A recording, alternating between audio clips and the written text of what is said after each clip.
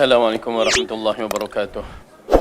Innal hamdalillah nahmaduhu wa nasta'inuhu wa nastaghfiruh wa na'udzu billahi min shururi anfusina wa min sayyiati a'malina. Man yahdihillahu fala mudhillalah wa man yudlil fala hadiyalah. Asyhadu an la ilaha illallah wahdahu la syarikalah wa asyhadu anna Muhammadan abduhu wa rasuluh. Amma ba'du fa inna khairal kalami kalamullah wa khairal huda huda Muhammadin sallallahu alaihi wasallam wa syarral umuri muhdatsatuha wa kullu muhdatsatin bid'ah wa kullu bid'atin dhalalah wa kullu dhalalatin finnar. Alhamdulillah, pertama kita rafa'kan syukur kita kepada Allah Subhanahu wa taala yang menghidupkan kita, yang mengumpulkan kita di dalam majlis ilmu, yang telah memberikan kita kekuatan dan kesihatan untuk berada dalam majlis ini, dan kita mengharapkan agar Allah menerima amalan kita, memberatkan timbangan kita dan menguatkan diri kita dalam siri amalan dan memberikan istiqamah, dan yang paling penting Allah terima ianya sebagai ganjaran yang besar yang memberatkan timbangan dan masukkan kita ke dalam syurga yang dijanjikan.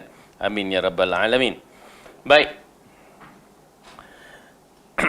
Kita masih lagi dalam surah An-Naba dan kita berada di ayat-ayat yang terakhir, yang mana ianya merupakan ayat yang menceritakan bagaimanakah keadaan orang-orang yang beriman dan orang-orang yang kafir.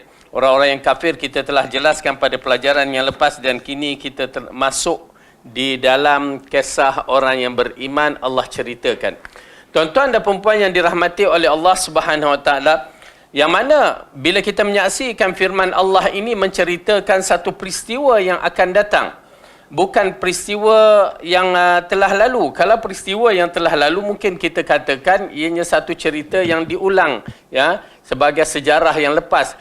Tetapi ianya merupakan cerita mustaqbal, cerita yang akan datang. Tak ada siapa yang boleh menceritakan melainkan Allah.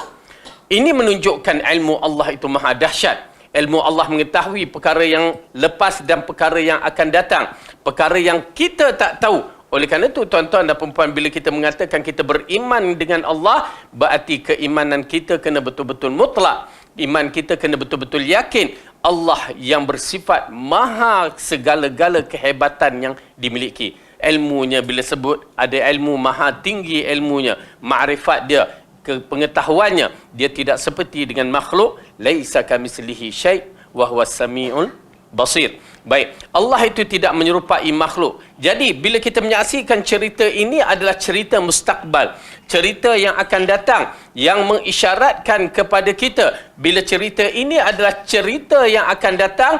Tuan-tuan dan perempuan, Allah tidak pernah menipu dan Allah tidak pernah melanggar janjinya. Bila diceritakan bahawa orang beriman akan masuk syurga, maka orang beriman confirm akan masuk syurga. Ya, oleh kerana itu kita jadikan diri kita orang yang beriman. Baik. Kita lihat firman Allah seterusnya. A'udzu billahi minasyaitonir rajim. Ayat yang ke-31 surah An-Naba. Inna lil muttaqina mafazan hadaiqa wa a'naba وكواعب أترابا وكأسا دهاقا لا يسمعون فيها لغوا ولا كذابا جزاء من ربك عطاء حسابا رب السماوات والأرض وما بينهما الرحمن لا يملكون منه خطابا يوم يقوم الروح والملائكة صفا لا يتكلمون إلا من أذن له الرحمن وقال صوابا ذلك اليوم الحق فمن شاء اتخذ إلى ربه مآبا إنا أنذرناكم عذابا قريبا يوم ينظر المرء ما قدمت يداه ويقول الكافر يا ليتني كنت ترابا. Sesungguhnya orang yang bertakwa mendapat kemenangan, yaitu kebun-kebun dan buah-buah anggur, dan gadis-gadis remaja yang sebaya, dan gelas-gelas yang penuh berisi minuman. Di dalamnya mereka tidak mendengar perkataan yang sia-sia dan tidak pula perkataan dusta. Sebagai balasan dari Tuhanmu dan pemberian yang cukup banyak, Tuhan yang memelihara langit dan bumi dan apa yang ada di antara keduanya, yang maha pemurah, mereka tidak dapat berbicara dengan Dia. Pada hari ketika roh dan para malaikat berdiri bersaf-saf, mereka tidak berkata-kata kecuali siapa yang telah diberi izinkan kepadanya oleh Tuhan yang maha pemurah, dan ia mengucapkan kata-kata yang benar. Itulah hari yang pasti terjadi. Maka barang siapa yang menghendaki, nescaya ia menempuh jalan kembali kepada Tuhannya. Sesungguhnya kami telah memperingatkan kepadamu, wahai orang-orang kafir, siksaan yang dekat pada hari manusia melihat apa yang telah diperbuat oleh kedua tangannya. Dan orang kafir berkata, alangkah baiknya sekiranya aku dahulu adalah tanah.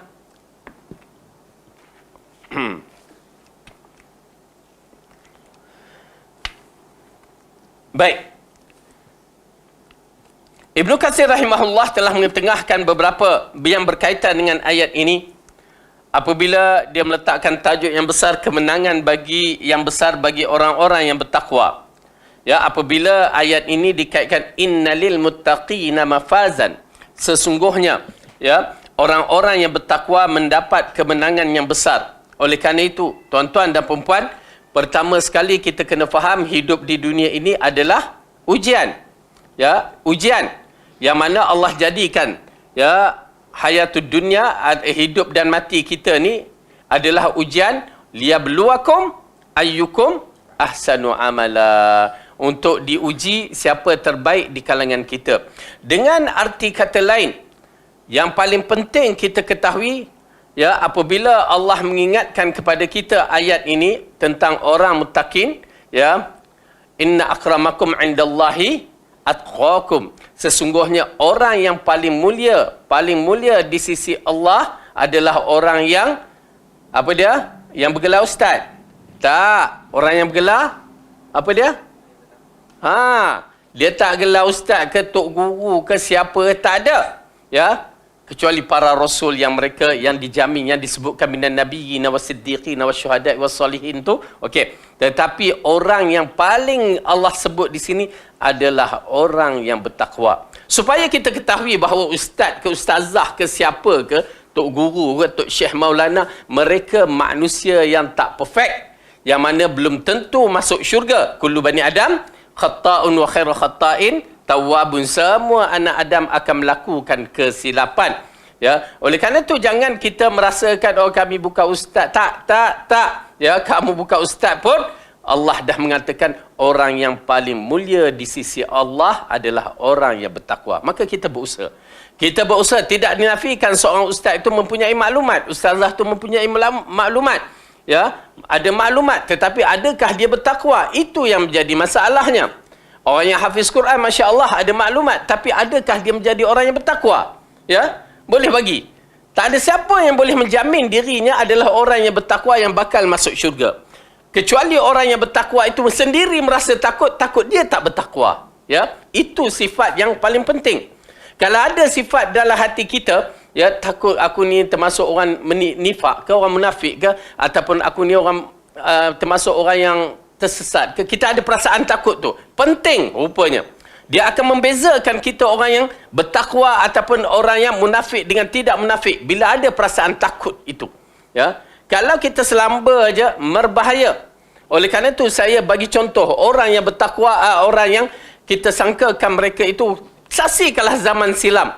Ya, zaman-zaman silam kita menyaksikan ulama-ulama Mu'tazilah hafal Quran, hafal hadis, ya, tetapi i'tizal menjadi orang yang sesat. Khawarij, sehingga Rasulullah mengatakan apa dia? Mereka membaca Al-Quran. Al-Quran pada lidah-lidah mereka, tetapi tidak melepasi kerongkong. Dibagi misal begitu sekali. Ya, apakah mereka bertakwa? Sedangkan dibandingkan, Rasulullah bandingkan Khawarij dengan para sahabat, solat mereka sampai bengkak-bengkak kaki, tahajud mereka, puasa mereka sehari puasa, sehari berbuka. Kita ada sampai tahap tu. Para sahabat pun kalangan mereka tak ada. Tetapi apa Rasulullah kata? Kalbun min kilabin ahlin nar. Anjing di antara anjing-anjing neraka. Nampak tak? Kita kata, oh dia tu dah tinggi pasal Quran dia hafal. Saya bagi contoh. Siapa dia? Di antara yang menjadi contoh yang terbesar, pembunuh Sayyidina Ali. Ibnu Maljam. Ya, yang mana dia telah membunuh Sayyidina Ali. Kenal ke kita siapa dia? Dia hafiz Al-Quran. Ya. Itu pasal hafiz belum tentu bertakwa. Ingat tu. Ngaji agama belum tentu bertakwa. Ya. Dia hafiz Al-Quran. Bahkan zaman Sayyidina Umar dihantar sebagai wakil ataupun Kementerian Pendidikan Sayyidina Umar untuk mengajar ahli Mesir Al-Quran. Dia terkena fitnah Khawarij di sana. Maka akhirnya dia balik ke Madinah dan dia terpengaruh dengan fahaman Khawarij. Dia bukan sahabat. Ya. Okey. Oleh kerana tu bila kita menyaksikan sehingga dia sanggup membunuh Sayyidina Ali, sahabat yang besar, yang Rasulullah mengatakan orang yang paling di antara orang yang terjahat adalah pembunuh kamu ya Ali. Subhanallah. Ya, sedangkan dia hafiz Al-Quran. Okey? Jadi, tuan-tuan dan puan-puan, mencari identiti kita sebagai orang bertakwa itu wajib. Kenapa? Qu anfusakum wa ahlikum nara, selamatkan diri kamu dari dan keluarga kamu dari neraka. Kita diarahkan untuk menjadi orang yang menyelamatkan diri kita sendiri dari neraka. Maka hukumnya wajib kita menjadi orang yang bertakwa. Tidak ada pilihan untuk selamatkan diri kita dari neraka. Maka di antara perkara yang kita tekankan untuk menjadi orang bertakwa bukan masalah fiqh, tak. Tetapi masalah yang usul sekali, ya, adalah masalah akidah. Akidah mesti clear, yang dibawa ikut cara Rasulullah SAW. Tidak ada pilihan. Kenapa? Agama ini adalah agama yang diwahyukan kepada Rasulullah SAW, dan Rasulullah sendiri yang memahami apa yang Allah nak. Maka dia menyampaikan kepada kita berdalilkan ayat yang selalu kita baca, a'udzubillahi minasyaitonir rajim, fa in amanu bimithli ma amantum bihi faqad ihtadaw. Jika mereka itu beriman seperti mana kamu Muhammad dan sahabat-sahabat kamu beriman, sesungguhnya mereka itu mendapat petunjuk. Tidak ada pilihan. Tuan-tuan dan puan-puan, kita tidak ada pilihan melainkan mengikut lelaki yang agung ini, Rasulullah SAW. Terpasal maaf, bila kita bicarakan bab akidah, bab tauhid, kenapa kita nak pilih tauhid yang lain, bukan tauhid yang dibawa oleh Rasulullah SAW? Kita masih lagi inginkan tauhid falsafah, tauhid falsafah, tauhid falsafah. Tak takut kepada Allah. Sedangkan Rasulullah tidak pernah mengajar tauhid falsafah. Sedangkan falsafah telah muncul sebelum Rasulullah diutuskan.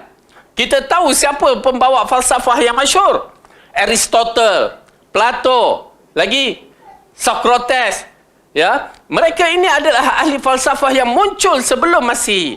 Kalaulah benda itu betul, maka Rasulullah akan mendapat wahyu untuk mengikutnya. Tapi tak ada. Tak ada. Tetapi yang menjadi anutan itu adalah golongan-golongan kufar Yahudi dan Kristian. Tetapi akhirnya kita cuba nak mengikut fahaman tauhid, mengikut falsafah. Na'udzubillah, kan? Jauh tak kita lari? Jauh. Ya Allah, lepas tu kita kata, aku beriman kepada Allah. Kita tak kenal Allah. Lepas tu kita kata, aku kenal Allah, kan? Tuan-tuan dan puan-puan, berhati-hati. Kerana akidah akan menentukan kita ini orang bertakwa ataupun tidak. Maka menjadi satu kewajipan bagi kita mempelajari akidah yang betul. Termasuk dalam rukun Islam yang 6, rukun iman yang 6 perkara mesti clear. Kita kena belajar. Apa pun jadi, kena belajar. Terutamanya masalah tauhid. Kerana persoalan yang pertama sekali yang akan ditanya di dalam kubur adalah masalah tauhid. Man rabbuka? Itu pertama sekali akan ditanya. Maka kena clear. Lepas tu apa dia? Rasulullah man nabiyuka, kan? Ya, Rasulullah kena clear, ittiba'ur rasul. Dan yang ketiga, agama kita yang mesti kita clear. Kena faham, kena belajar. Apa pun syarat dia, kena belajar. Dan kita berada di akhir zaman, pastikan sumber yang kita nak ambil clear. Guru kita nak ambil jelas, kembali kepada Al-Quran, As-Sunnah, dan mengikut fahaman salaf, mengikut fahaman 3 generasi yang terbaik. Itu sahaja, stop. Ya, tu je. Kita tak ada pilihan dah. Ya, jangan ikut orang-orang lain. Okey, jadi bila kita membicarakan innalil muttaqina mafaza ini, sesungguhnya orang yang bertakwa mendapat kemenangan. Apabila siri yang disebutkan at-taqwa hahuna, Rasulullah tunjuk ke dada itu, yakni beriman kepada Allah itu betul caranya. Ya, betul caranya. Beriman kepada Rasulullah betul caranya. Beriman kepada semua, berkaitan dengan kitab, berkaitan dengan malaikat, berkaitan dengan alam akhirat dan qada dan qadar, semua mesti mengikut seperti mana yang Allah dan Rasul terangkan. Kita tidak ada pilihan. Barulah yang dimaksudkan orang muttaqin itu kita akan dapat. Kalau tak, hanya bicara kosong. Percayalah, bila bicara kosong, maksudnya amalan kita akan berhadapan dengan masalah yang besar. Ini semua kita tahu, macam kita hidup di dunia ni. Bila kisi borang tak lengkap, nak minta apa, jawatan ke, nak minta bantuan ke, bila tak lengkap agak-agak boleh terima ke? Confirm tak terima. Ya, kalau itu. Tapi Allah Maha Kuasa lah, Allah Maha Pengampun tu je. Tapi kalau kita tak lengkap dalam masalah, jawapan-jawapan ataupun borang ataupun permintaan kita tak lengkap, memang tidak akan diterima. Tetapi kalau seorang itu nampak kesungguhan untuk melengkapi dengan cara yang betul, Allah Maha mengetahui dan mudah-mudahan Allah terima. Itu je. Jadi kita mengharapkan kita berusaha sedaya upaya menjadikan yang dimaksudkan orang yang bertakwa. Jadi jelas ya, orang yang bertakwa mesti clear masalah akidah. Mesti clear. Dia tak ada pilihan dalam bab itu. Kerana penentu syurga neraka adalah akidah. Ya, kemudian barulah yang lain-lain. Kalau akidah tak clear lah. Baik, sesungguhnya orang-orang yang bertakwa mendapat kemenangan. Okey, mereka itu akan mendapat kemenangan, lalu Allah berikan apa dia? Hadiah yang terbaik, ialah kebun-kebun syurga, hadaiqa wa a'naba, iaitu kebun-kebun dan buah-buah anggur. Okey, jadi apabila orang yang bertakwa ini telah dikategorikan berjaya, ya, berjaya. Apakah kejayaan yang sebenarnya? Kejayaan yang sebenarnya apabila kita telah menjijak kaki kita ke dalam syurga. Oleh kerana itu, tuan-tuan dan puan-puan, selagi belum kita jejak kaki kita ke dalam syurga, kita belum tentu lagi berjaya, maksudnya berjaya dengan betul. Mungkin kita akan tidak dinafikan di kalangan manusia yang beriman ini akan merentasi titian sirat dengan berbagai-bagai bentuk. Kerana itu penentu neraka seseorang. Ya, orang yang beriman. Ada pun orang kafir dah lama dah masuk neraka. Okay.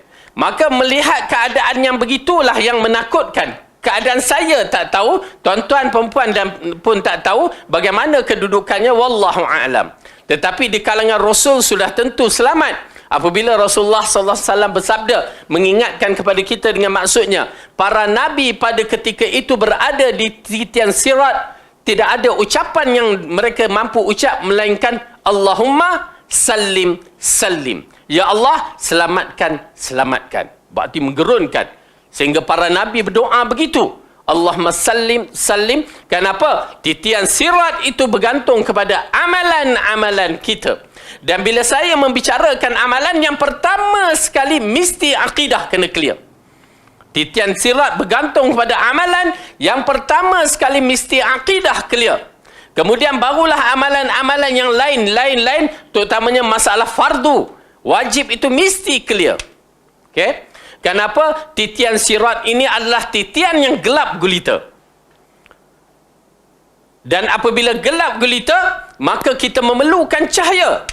Maka di sana mengikut amalan-amalan yang Rasulullah SAW mengatakan, cahaya yang berlaku pada ketika itu mengikut amalan. Ada orang yang cahayanya seperti cahaya bukit dikatakan. Kalau cahaya bukit terang benderang. Ada yang seperti pohon kurma, seperti lampu di tepi jalan kita ni. Dan ada yang berbagai-bagai, dan yang paling sedikit cahayanya di ibu kakinya. Bila diangkat maka dia padam, bila diletak dia menyala. Itu paling sikit. Yang lain tak ada. Tu pasal kita dengar cerita orang yang melalui titian sirat tu merangkak. Ya? Merangkak tu nak pegang tu. Nak pegang titi tu tak nampak. Ya, kenapa? Dah tak ada cahaya. Tapi dia masih lagi beriman. Ada iman dia. Ya. Tuan-tuan dan perempuan, ini menggerunkan. Bagaimana kedudukan kita, itu yang kita persoalkan. Jangan persoalkan orang lain. Di titian sirat itu kita sendirian dengan amalan kita. Oleh kerana itu, ya, berusahalah kita menambahkan siri amalan kita yang terbaik. Kemudian, dari sudut kelajuan pula. Ya, titian sirat masyhur dalam dua bab ini, cahaya dan kelajuan. Rasulullah mengatakan ada seorang itu kelajuan kilat, puf, laju. Mudah-mudahan kita. Amin. Ada yang kelajuannya angin yang deras. Ada kelajuannya seperti kelajuan kuda yang laju. Dan ada kelajuan mengikut amalan-amalan, dan ada yang merangkak. Itulah keadaannya. Jadi oleh kerana itu, kita tak tahu kedudukan kita. Selagi kita tidak melepasi titian sirat, maka kita tidak tahu adakah kita orang yang berjaya. Karena ayat ini Allah mengatakan, ya, orang yang berjaya itu bila dia berjaya je, dia masuk syurga. Bila lulus dia je, masuk syurga. Rintang kan? Banyak rintangan. Banyak rintangan. Bermula kita keluar je dari muka bumi di mahsyar sana, maka kita mula bangun dalam keadaan bertelanjang, maka orang yang pertama terbaik itu dipakaikan pakaian. Di situ kita nampak siapa yang terbaik, yang terbaik, yang terbaik akan keluar. Amalan kita itu yang menyebabkan dia keluar. Apa-apa saya katakan akidah, pastikan clear. Maka insya-Allah dia keluar dalam keadaan bentuk yang terbaik. Kemudian dia muncul lindungan Arasy Ar-Rahman. Apa lagi muncul? Dia akan muncul peluh hak mana kita. Kalau tak ada peluh, itu yang terbaik. Dia muncul, muka kita ceria ke tidak? Ya, dia muncul dengan berbagai-bagai bentuk. Yang mana orang yang baik, dia akan persenang, laju. Dan orang yang tak baik, lambat. Di mahsyar itu pun dah menjadi fitnah. Tu dia. Nak menjadi orang yang berjaya bukan senang kan? Ya, nak masuk syurga bukan sesenang yang disangkakan. Setelah rintangan tu sampai titian sirat, lepas ke tak lepas dah satu bab, alhamdulillah bagi mereka yang lepas. Ada pula perhentian yang sebelum masuk syurga, yang dikatakan al-qantarah. Perhentian ini adalah satu perhentian yang agak menakutkan. Kerana apa? Digambarkan dalam hadis, dibalaskan balasan kepada orang-orang yang pernah melakukan kejahatan ataupun keburukan di dunia. Al-Qantarah. Maksud di situ digambarkan seekor kambing, tanduk kambing yang pernah ditanduknya dahulu. Ya, sampai patah tanduk. Dan begitulah misalan yang dibagi. Maksudnya, pada Al-Qantarah itulah berlaku pembalasan kita sewaktu kita di dunia ini, kita pernah melakukan kesilapan. Misalnya kita lepuk lah, kan, lepuk seorang. Kan? Abu Muaz kena lepuk. Lalu Abu Muaz kata, saya balas kamu ke akhirat. Okey, kalimah tu amat penting. Ya, kalau Abu Muaz diam je, sabar je lah. Okey, itu lain. Ya, aku maafkan, lagi cantik. Okey. Tetapi bila dia katakan, aku balas kamu di akhirat, boleh tak? Boleh tak kata gitu? Boleh, tak jadi masalah. Kan? Itu hak dia untuk berkata. Dan dia berhak untuk membalasnya. Tetapi kenapa Rasulullah sallallahu alaihi wasallam mengarahkan dan Al-Quran mengarahkan fa'fu anhum, maafkan mereka, maaf. Kerana isunya di antaranya dia Al-Qantarah inilah. Ya. Dia ya.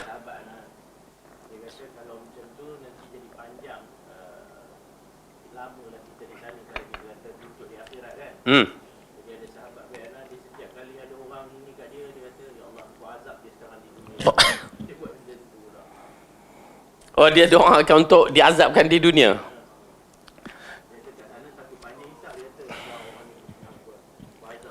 Tiba-tiba tak ada kena azab pula je.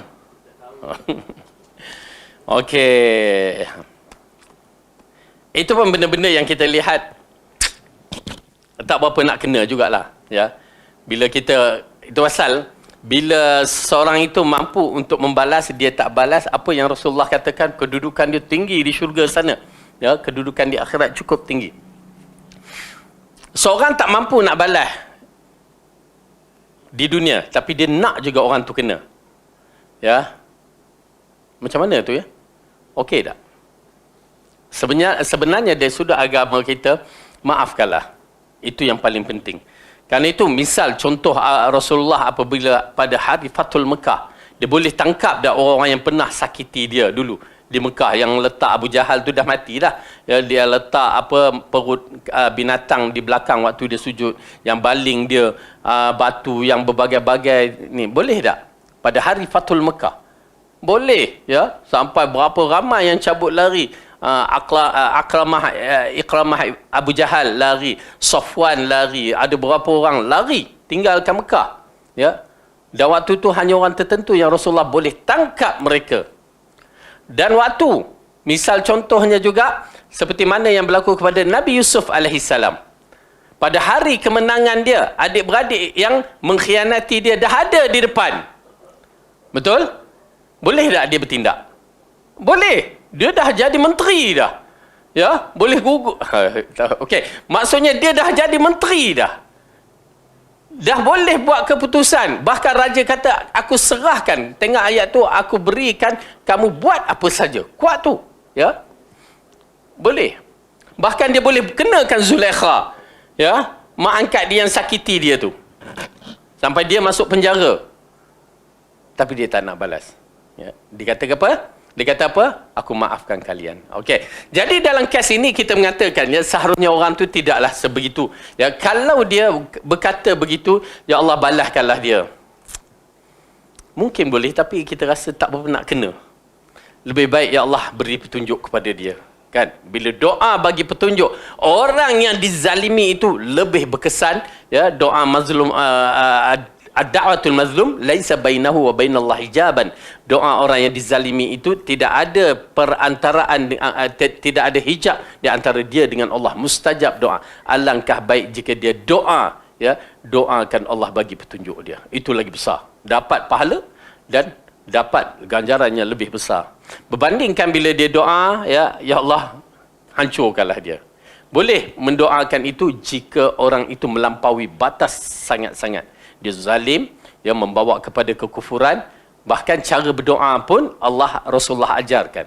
Ya, paling kurang kita mengatakan Allahumma arihna minhu. Ya Allah, rehatkan kami daripada dia. Ya, kita tak kata Allah matikan dia, tak. Allahumma arihna minhu, ya, ya Allah rehatkan kami daripada dia. Sama ada Allah hancurkan dia ataupun Allah bagi petunjukkan dia. Itu urusan Allah. Ya, bahkan kita dibenarkan berdoa dalam bentuk yang begitu. Okey, Abu Talha, doa dalam bentuk yang begitu, ya.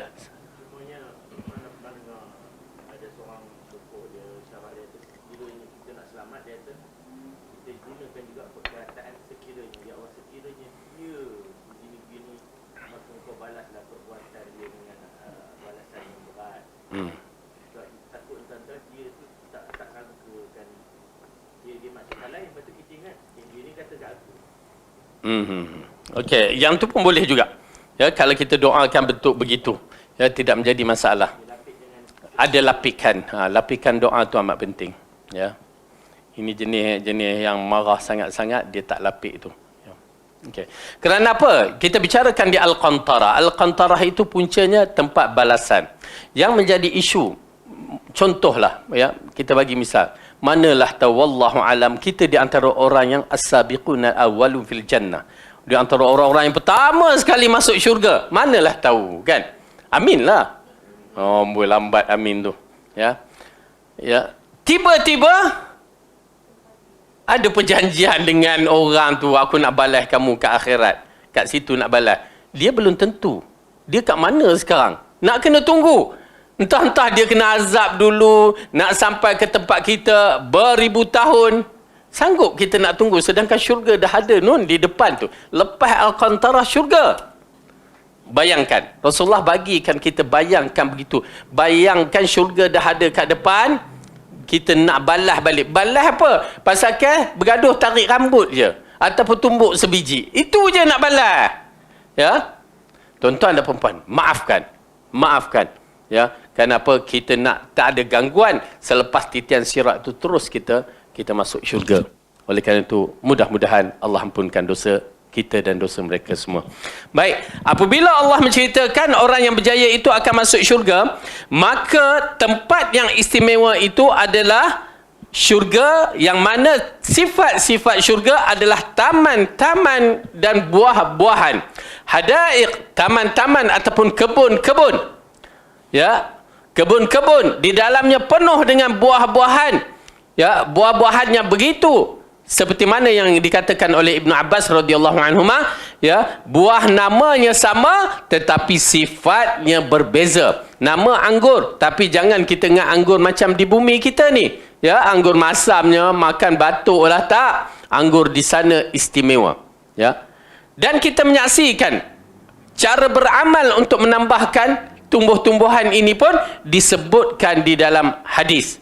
Ya, kita dah hafal. Hafal dah? Cuba hafal nak tanam tanaman di dalam syurga? Tak hafal? Hafal, okey. Yang mana Rasulullah SAW mengingatkan bagi mereka yang nak tanam tanaman di dalam syurga.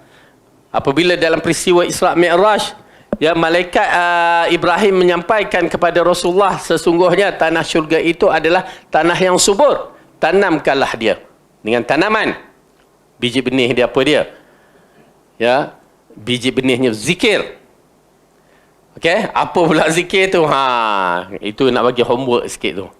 Ya, tak apa, kita bagi. Paling kurang baca subhanallah walhamdulillah wala ilaha illallah wallahu akbar. Ya, maka kita akan mendapat satu tanaman. Itu simple je. Ya. Okey, baik. Ada lagi beberapa perkara yang mana kita boleh mendapat tanaman-tanaman di dalam syurga. Kemudian Allah berfirman lagi, hadaiqa wa a'naba wa kawa'iba atraba wa ka'san dihaqa.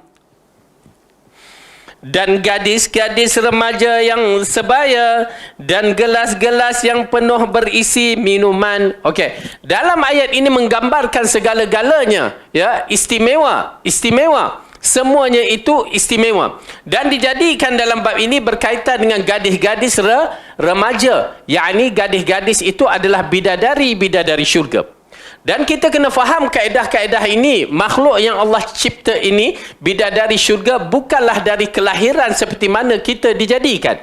Jadi bagaimana wallahu alam, tetapi Allah menceritakan sifat-sifat yang cukup cantik bagi bidadari-bidadari syurga. Dan bagaimana kedudukan wanita-wanita kita, wanita-wanita yang beriman ini di dalam syurga? Bagaimana kedudukannya? Ya? Cakap orang lelaki takut ke apa? Dia takut orang perempuan marah. Okey. Kedudukan, ya, memang tak nafikan kadang-kadang ceramah bab bidadari ni ada orang perempuan tak berselesa. Ya Allah, kan? Jangan begitu. Beriman kepada mereka itu penting. Ingat ya, wanita-wanita yang berada di dunia ini, apabila dia adalah wanita yang salihah, maka dia akan menjadi wanita-wanita yang istimewa di dalam syurga, dan dia di antara wanita-wanita yang cantik di dalam syurga lebih daripada bidadari. Apabila Rasulullah SAW mengatakan, Sayyidatul Ahli Jannah, ketua wanita di dalam syurga. Satu pengiktirafan bahawa wanita-wanita di dunia ini menjadi wanita yang hebat di dalam syurga. Bahkan ulama mentafsirkan bila sebut sayyidati, ketua wanita-wanita, dengan kedudukannya yang cukup segala-galanya, sifat yang terbaik. Cantiknya, ya, hebatnya, mengiurkannya dan berbagai-bagai, ya, yang mengalahi bidadari-bidadari syurga. Ya, begitu sekali. Namun itu satu bab. Dalam bab ini, dia berkaitan dengan bidadari-bidadari syurga yang Allah berikan beberapa keistimewaannya. Adakah bidadari syurga dah ada sekarang? Bukti? Kita kena ada dalil kan? Cepat. Syurga ada tak? Okey, syurga ada dalam peristiwa Isra' Mi'raj. Okey, neraka? Ada juga, alhamdulillah. Okey. Bidadari syurga melalui hadis-hadis yang sahih. Ya. Kalau buat masa ni diceritakan adanya bidadari, tapi adakah sekarang ini ataupun tidak? Satu persoalannya. Namun begitu kita menyaksikan di dalam satu hadis yang sahih yang mana Rasulullah sallallahu alaihi wasallam mengatakan, wahai wanita-wanita. Turun ngadap perempuan. Okey. Wahai wanita-wanita, jangan sakiti hati suami kamu. Tu dia. Okey, orang lelaki, sabar. Ya. Sabar, alhamdulillah. Wahai wanita-wanita, jangan sakiti hati suami-suami kamu. Kerana bila kamu menyakiti hati suami-suami kamu, maka bidadari syurga mengatakan. Tu dia. Berarti dah ada. Tetapi ingat, lelaki ini mestilah lelaki yang soleh, yang beriman. Ya, yang betul, bukan lelaki lok-lak ni. Ya, lelaki yang beriman, yang betul, dan dia tidak mengabaikan kewajipan dia. Okey? Kewajipan itu. Maka bidadari syurga mengatakan, wahai wanita. Tu dia. Lelaki itu, suami kamu itu seperti seorang yang datang duduk sahaja. Ya, pengembara ataupun orang yang di jalanan hanya singgah sebentar bersama kamu. Kami takut dia pergi, dia menjadi milik kami. Yang betul. Jadi, oleh kerana itu Rasulullah mengingatkan kepada kaum lelaki, bersabarlah dengan karenah isteri. Dan isteri kena ingat, kalau nak jadi pasangan yang setia pada suami sampai di akhirat sana, ya, dah ngintai dah. Tengok cik abang. Ya, maka dia kena jaga akhlak dia dan suami pun jaga kemarahan dia. Penting sekali. Ya, ini mengisyaratkan bahawa wanita-wanita syurga sudah ada. Yakni bidadari syurga sudah ada dan Allah berikan kelebihan dia. Dia mampu untuk melihat kita. Ya, maka kaum lelaki bersabar. Jadi mereka yang belajar di Baitul Salam, ya, bersabar. Ya, boleh sabar. Yang belum kahwin mana nak sabar? Ya, tak sabar. Okey, baik. Dan wanita-wanita pun kena sabar juga. Okey. Baik. Kemudian diikuti dengan gelas-gelas yang dipenuhi dengan berisi minuman. Ya. Wa kawa'iba atraba wa ka'san dihaqa. Yang mana gelas-gelas yang penuh diisikan minuman dan gelas-gelas itu mempunyai ciri-ciri istimewa. Dia bukan gelas cawan macam ni Ya. Tak mainlah syurga cawan macam ni. Okey, misalan contoh. Dan kita menyaksikan cawan yang Allah jadikan di dalam syurga dalam bentuk yang cukup dahsyat. Ya. Dalam surah apa? Ya. Kita tengok sebentar. Kita akan sampai nanti. Okey, dalam surah Al-Insan. Cuba buka, tengok ayat. Ini di antara gambaran cawan-cawan.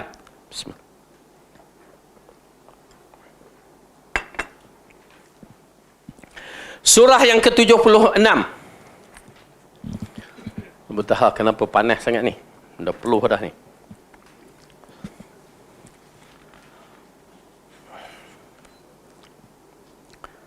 Okey, ayat yang ke-15 kita bacakan. A'udzu billahi minasy syaithanir rajim. Wa yutafu 'alaihim bi aniyatin min fiddatin wa akwabin kanat qawarira. قوارير من فضة قدرها تقديرا ويسقون فيها كأسا كان مزاجها زنجبيلا عينا فيها تسمى سلسبيلا. Dan diedarkan kepada mereka bejana-bejana dari perak dan piala-piala bening laksana kaca, iaitu kaca-kaca yang terbuat dari perak yang telah diukur mereka dengan sebaik-baiknya. Apa tu? Boleh nampak? Ya, Allah katakan diedarkan kepada mereka bejana-bejana dari perak dan piala-piala bening laksana kaca, macam kaca. Okey, kalau kita kaca, kaca lah. Tapi tak, kaca yang terbuat dari perak, macam mana tu? Boleh gambar? Memang tak boleh gambar. Tapi kita tahu, perak bukan sejenis kaca. Betul? Perak logam. Tiba-tiba, perak menjadi kaca di sana. Berarti cantik bagaimana, wallahu alam. Apa yang perlu kita buat? Beriman. Ya, beriman, dan kita beriman dengan kehebatan Nun di sana. Oleh kerana itu, kedudukan cawan-cawan di sana, ya, ataupun gelas-gelas di sana adalah gelas-gelas yang istimewa, yang mana hanya orang-orang yang tertentu tidak akan dapat minum. Orang kafir sudah tentu tak dapat minum. Tetapi di kalangan orang yang beriman, ada tak yang tak dapat minum? Ada, melalui gelas-gelas yang istimewa ini. Apabila Rasulullah SAW mengingatkan kepada kita tentang haram kita meminum dari gelas-gelas yang diperbuat dari perak dan emas. Okey? Perak dan emas tidak boleh digunakan sama ada makan ataupun minum. Tak boleh sama sekali. Barang siapa yang nak meminum, ya, gelas-gelas dari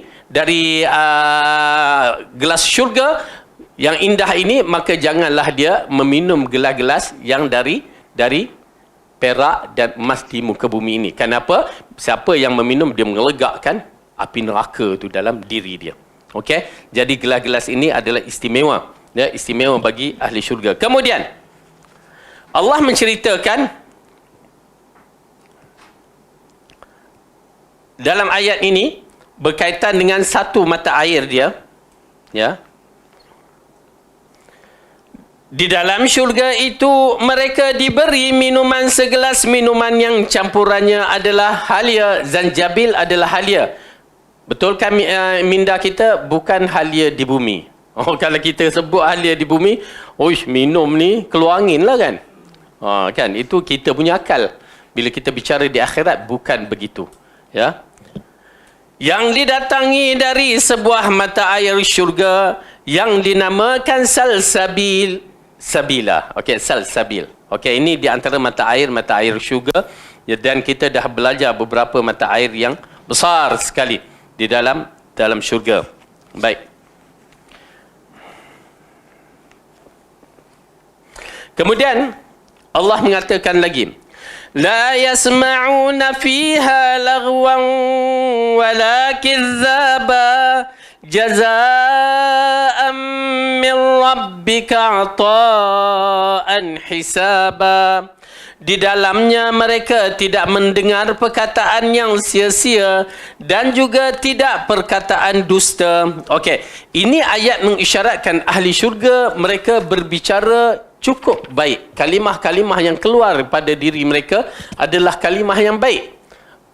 Dia tidak ada perkataan yang lara, perkataan yang tak baik, tak ada. Mengumpat lagi lah, tak ada. Ya, kalau mengumpat boleh ke syurga? Tak ada apa pun. Apa nak diumpat kan? Ya, dah sana semua dapat istimewa. Okey, baik. Nak ceritakan ahli syurga, dia punya sifat tidak bercakap yang tidak baik. Oleh kerana itu, tuan-tuan dan perempuan, kalau kita nak jadikan kita seperti ahli syurga, maka peliharalah perkataan kita. Supaya bahasa kita bahasa yang mulia, tidak mengeluar perkataan yang tak baik, atau mengumpat, ataupun perkataan-perkataan yang tak seharusnya dicakapkan. Itu adalah sifat ahli syurga sebenarnya, kalau kita mampu untuk menjaga perkataan kita. Dalam ayat ini mengatakan apa? Di dalam itu mereka tidak mendengar perkataan yang sia-sia dan tidak pula perkataan dusta. Kalau kita saksikan di dalam surah Al-Waqi'ah yang kita baca maghrib tadi itu, ya, apa Allah katakan di dalam ayat ini? Al-Waqi'ah surah yang ke-56.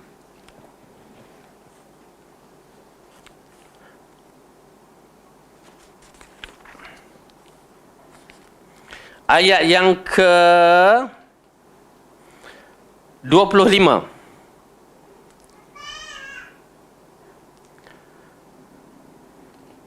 La yasma'una fiha laghwan wala ta'thima illa qilan salaman salama.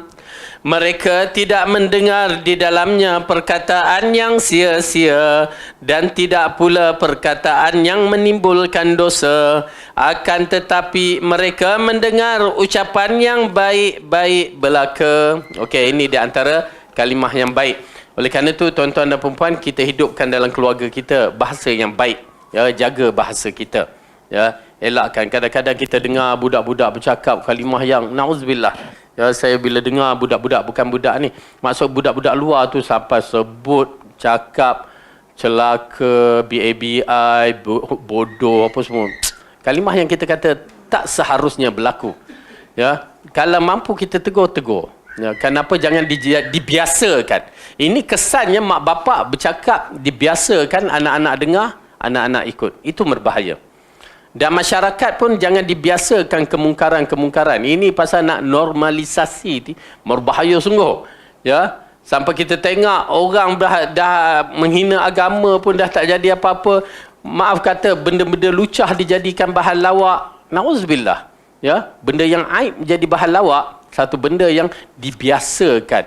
Orang buat benda aib jadi gelak. Kononnya prank lah, apalah. Na'udzubillah. Jangan. Ya, berbahaya dalam bab yang begini.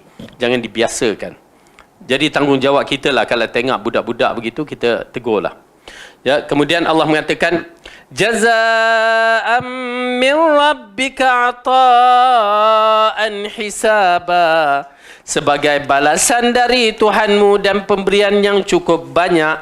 Yakni semua yang kami sebutkan itu merupakan balasan dan pemberian Allah kepada mereka sebagai kurniaan, kebaikan dan rahmat Allah, pemberian yang cukup banyak, yang mencukupi, memadai, menyeluruhi, melimpah. Ya, ini nak menceritakan Allah bagi di sana sebanyak-banyak. Makanlah, minumlah, ya, rehatlah dan bersantailah di sana sepuas-puasnya. Sehingga datang satu hadis mengatakan, Allah bertanya, adakah kamu nak lagi? Kan?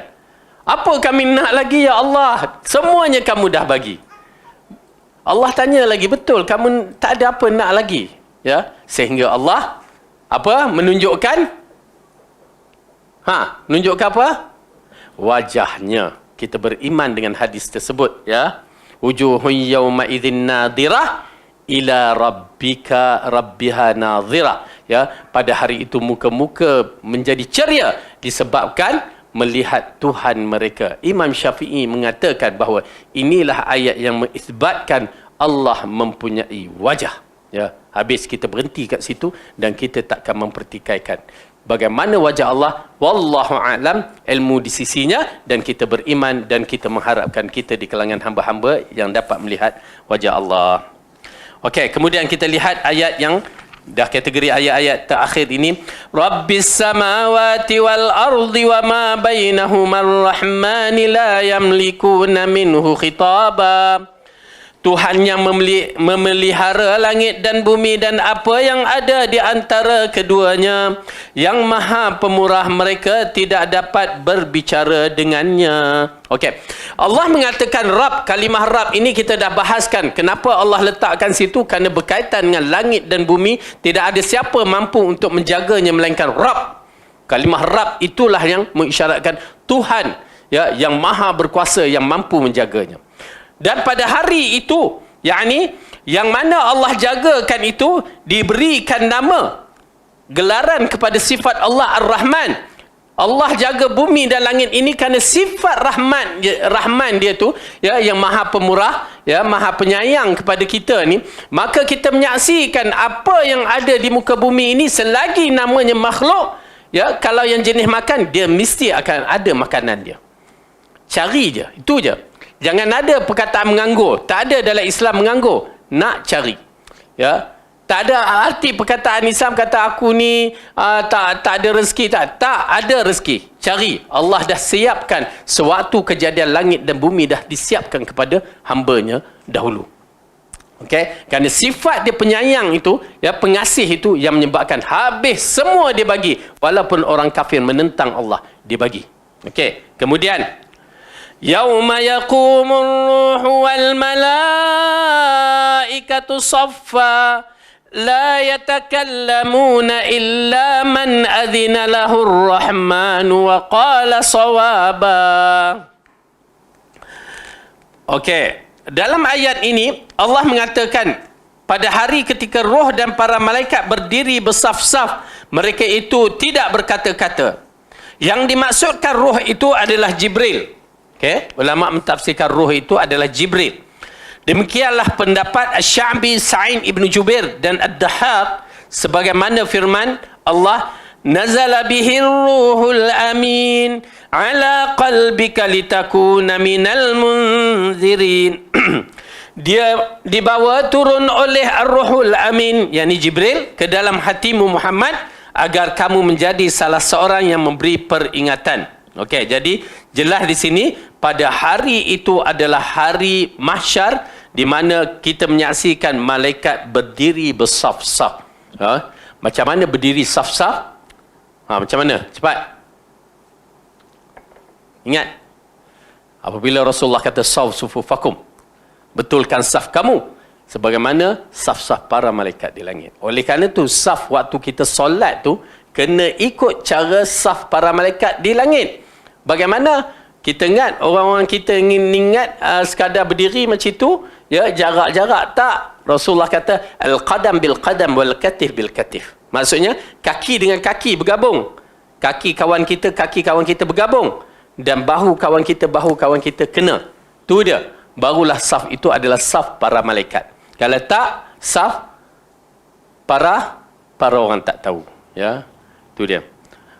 Bila sebut saf para malaikat, ingat tuan-tuan dan puan, bagi saya satu ta'zim, satu benda yang besar yang perlu kita ikut. Sallu kama ra'aitumuni usalli. Sembahyanglah kamu seperti mana kamu lihat aku sembahyang, dan kita tak akan memandang ringan benda tu. Orang nak buat tu terpulang, tapi kita katakan kita tak pandang ringan benda tu kerana di situ ada besar pahala, ganjarannya besar. Okey, kemudian Allah katakan di sini illa man pada ayat tadi mana tadi?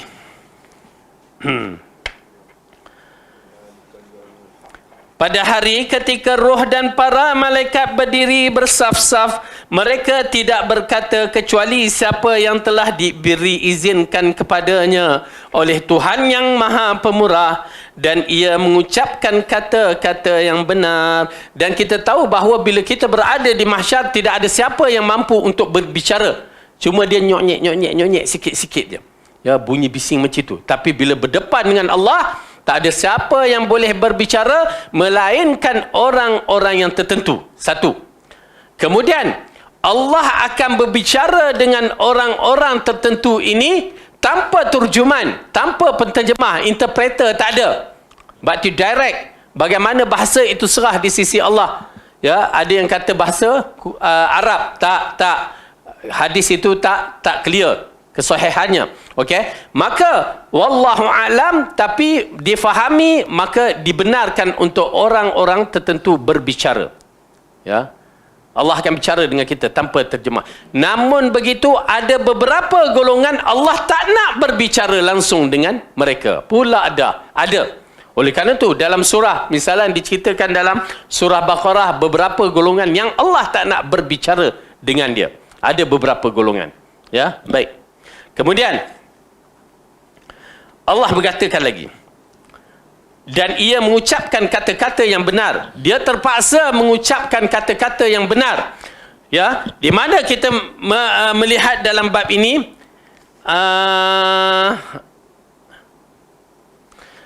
ayat illa man adzina lahur rahmanu, kecuali siapa yang telah diberi izin kepadanya oleh Tuhan yang Maha Pemurah, seperti firman Allah, la takallamu nafsun illa biiznih. Dikala datang hari itu, tidak ada seorang pun yang berbicara melainkan dengan izinnya.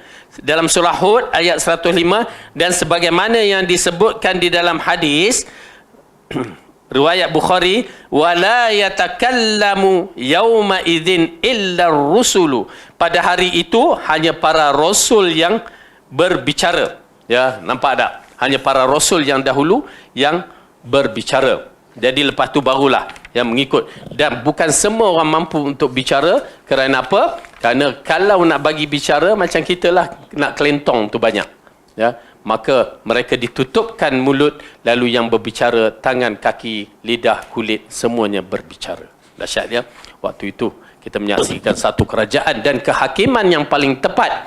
Kehakiman yang paling tepat sehingga kancawan yang berada di depan kita ni, ya, Quran, kitab, handphone, semuanya akan menjadi saksi kita di mahsyar nanti. Allahu Akbar. Yang minta Allah berikan kebaikan untuk kita semua. Okey? Kemudian Allah mengatakan untuk ayat yang berikutnya, Dzalikal yaumul haqq. Itulah hari yang pasti terjadi, yakni benar-benar tidak dapat dielakkan. Faman syaa'a attakhadha ila rabbih ma'aba. Maka barang siapa yang menghendaki, nescaya ia menempuh jalan kembali kepada Tuhannya, yakni tempat kembali, dan jalan yang mengantarkan kepadanya ialah jalan yang membawa kepada kita kembali kepada Allah, ya, taubat, istighfar, ya, kembalilah kepada Allah, ya. Baik. Kemudian Allah mengatakan, Inna anzarnakum azaban qariban yawma yanzurul mar'u ma qaddamat yadah yawma yanzurul mar'u ma qaddamat yadahu wa yaqulul kafiru ya laitani kuntu turaba. Sesungguhnya kami telah memperingatkan kepadamu siksaan yang dekat pada hari manusia melihat apa yang telah diperbuat oleh kedua tangannya. Dan orang kafir berkata, alangkah baiknya sekiranya aku dahulu adalah tanah. Ya, subhanallah. Di dalam ayat ini, apabila Allah mengatakan, sesungguhnya kami telah memperingatkan kepada kamu, hai orang kafir, siksaan yang dekat, yakni hari kiamat. Kiamat dikatakan dekat kerana kepastian kedatangannya, dan setiap yang datang itu pasti datang. Okey. Pada hari manusia melihat apa yang telah diperbuat oleh tangannya, yakni dipamparkan semua amalan yang baik dan buruk, yang lama dan yang baru, sebagaimana firman-Nya, wa wajadu ma amilu hadira, dan mereka dapati apa yang telah mereka kerjakan itu tertulis. Nampak tak? Semua akan dibawa, baik buruk, dibawa dulu, lepas tu barulah ditukar-tukar, ya, dikeluarkan, diasingkan, separatekan yang ni baik, yang ni buruk. Lepas tu belum lagi, ya, kita ingat oh dah baik, timbang. Tak lagi, cek balik. Ada tak mengumpat orang? Kena keluarkan pula. Diasingkan.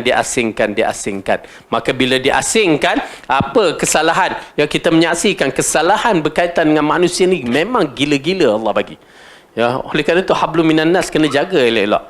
Sehingga kan bila dah habis semua, tiba-tiba tak ada dah amalan soleh. Ambil dosa orang tu. Ya, ambil dosa. Apa lagi yang daripada kita? Tuan-tuan dan perempuan, inilah peristiwa yang menggerunkan. Ya, kalau kita dah sampai sana terjadi, nauzubillah, minta Allah pelihara. Oleh kerana itu berhati-hati bila berkaitan dengan akidah, ya, ambil berat supaya kita berada di akidah yang betul. Kedua, muamalah dengan manusia, jangan biasa mengumpat, jangan menyakiti, jangan mengadu domba. Berhati-hati kerana dia akan mengikis segala amalan kita. Berat, ya? Kalau kita mengumpat arnab tak apa. Arnab tak sakit apa. Tapi bila mengumpat orang ni. Baik. Dan akhirnya, apabila kejadian itu berlaku, maka orang kafir mengatakan, wa yaqulul kafiru ya laitani kuntu turaba, dan orang kafir berkata, alangkah baiknya sekiranya aku dahulu adalah tanah. Yakni pada hari itu orang kafir berharap dahulu mereka hanyalah tanah, tidak diciptakan atau dihidupkan di dunia. Demikian itulah kerana dia melihat seksaan Allah yang menyaksikan perbuatan buruknya yang telah ditulis oleh para malaikat pencatat amalan yang mulia ini. Jadi mudah-mudahan Allah bagi petunjuk kepada kita dan Allah pelihara kita daripada kesilapan, kejahatan kita sendiri, dan kita mengharapkan Allah istiqamahkan kita mengikut ajaran yang benar dan mengikut Rasulullah sehingga kita mati dan menjaga akhlak mulia kita. Wallahu a'lam bissawab. aqulu qawli hadza wa astaghfirullahu li wa lakum. Wassalamualaikum warahmatullahi wabarakatuh. Subhanallah.